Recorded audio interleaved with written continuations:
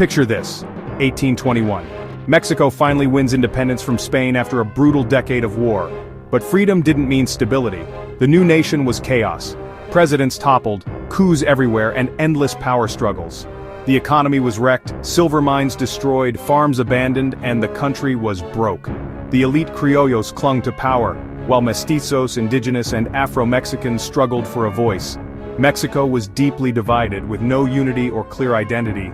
Spain even tried to reconquer Mexico in 1829, and France started a war over a pastry shop. The country was seen as weak, a target for foreign powers. The US watched closely, eyeing Mexico's vast, vulnerable lands. Mexico had no real army, just militias loyal to local strongmen. The Catholic Church owned huge swaths of land and clashed with the government. The system was fragile, like a cracked piñata before the party. This instability left Mexico wide open for outside threats. The vultures were circling, and the US was ready to pounce. Mexico's tragedy was about to become America's opportunity. The stage was set for a dramatic confrontation. The next chapter, a neighbor with big ambitions, and a nation about to lose more than anyone imagined. After independence, Mexico was enormous, stretching from the Yucatan to Oregon, including California, Texas, and more. But the north was wild and empty, barely controlled by Mexico City thousands of miles away. Native nations like the Apache and Comanche dominated, making settlement dangerous. Mexico, broke and distracted, couldn't defend or populate the region. So, they invited American settlers to Texas, offering cheap land if they became Mexican citizens and followed the rules. It seemed like a good idea. Until Americans outnumbered Mexicans and ignored the laws. The seeds of trouble were planted. What could possibly go wrong? Famous last words. Meanwhile, the US was obsessed with manifest destiny, the belief that Americans were destined to rule the continent. It was a mix of ambition, racism, and entitlement. Americans saw Mexicans and Native Americans as obstacles, not neighbors. Settlers poured into Texas and California, bringing their own laws and slavery. But Mexico had abolished slavery, creating instant conflict. American settlers felt entitled to the land and their way of life. The clash wasn't just about territory, it was about values. Manifest destiny fueled a hunger for expansion at any cost. The US saw itself as superior and unstoppable. The showdown was inevitable. In Texas, American settlers ignored Mexican laws, kept slaves, and soon outnumbered Tejanos. Mexico tried to stop the influx and enforce its rules, but the settlers rebelled. In 1836, Texas declared independence, the Lone Star Republic was born. Santa Anna marched north to crush the rebellion leading to the Alamo, and then his own capture at San Jacinto. Texans forced Santa Anna to sign a treaty, but Mexico never recognized it. For 9 years, Texas was its own country, always angling to join the US. The US hesitated, fearing a new slave state, but manifest destiny won out. In 1845, the US annexed Texas. Mexico was furious. This was theft, plain and simple. War was now almost certain. President Polk wanted more than Texas, he wanted California and the Southwest.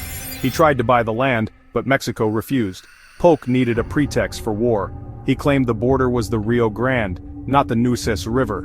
US troops marched into disputed territory, provoking a Mexican attack. Polk declared, "American blood has been shed on American soil." Congress declared war. The stage was set for a lopsided conflict. The land grab was underway.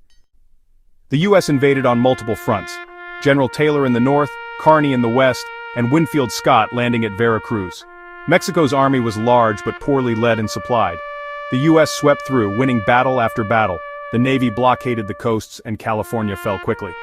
The final blow, Scott's march to Mexico City, capturing the capital in 1847. The war was a mismatch.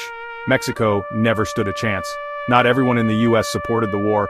Some called it a land grab. But the conquest was swift and decisive. The US flag flew over Mexico City. The war was over, but the consequences were just beginning. Mexico was forced to the negotiating table. The cost? Half their country. The US nearly doubled in size. The map of North America was redrawn, and the wounds would last for generations. The Treaty of Guadalupe Hidalgo ended the war in 1848. Mexico gave up half its territory, California, Nevada, Utah, Arizona, New Mexico, and more. In exchange, the US paid $15 million, less than what they'd offered before the war. The US also forgave some Mexican debts, but it was a bargain for so much land. About 100,000 Mexicans suddenly found themselves living in the US. The treaty promised to protect their rights, property, and culture, but those promises were quickly broken. A few years later, the U.S. bought even more land, the Gadsden Purchase, for a railroad. Mexico, still weak and broke, had no choice but to sell. The border was finalized, but the sense of loss was permanent. The U.S. called it manifest destiny. For Mexico, it was a national tragedy. The scars ran deep.